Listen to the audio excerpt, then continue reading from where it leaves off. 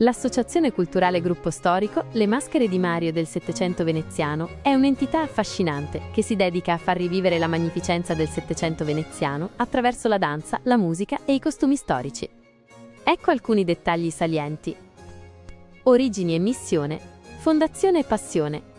Il gruppo è stato fondato agli inizi degli anni 2000 da Mario Giuga, spinto da una profonda passione per la musica classica del XVIII secolo, i balli dell'epoca, minuetti, quadriglie e i sontuosi costumi del Settecento.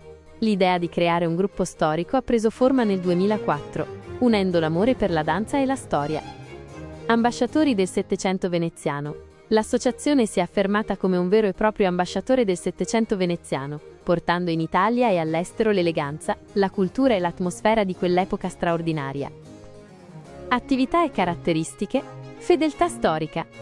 Il gruppo si impegna nella riproduzione fedele delle mode veneziane e francesi dell'epoca rococò, con costumi realizzati con rigorosa precisione storica che trasportano il pubblico nel periodo compreso tra il regno di Luigi XV e i fasti dei dogi veneziani. Musica e danza.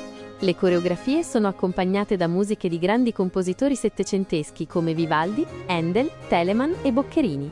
Tra i balli proposti spicca il ballo del fazzoletto, ispirato al corteggiamento e alle celebrazioni a Versailles.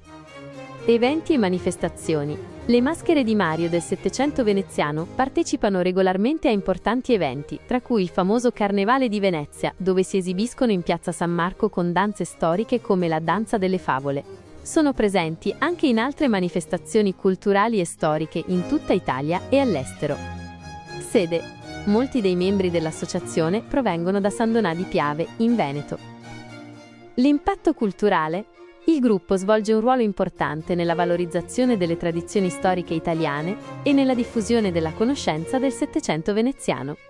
Attraverso le loro esibizioni, permettono al pubblico di immergersi in un'epoca di grande splendore artistico e culturale. Hai mai avuto l'occasione di vederli esibirsi o sei interessato a qualche aspetto specifico delle loro attività?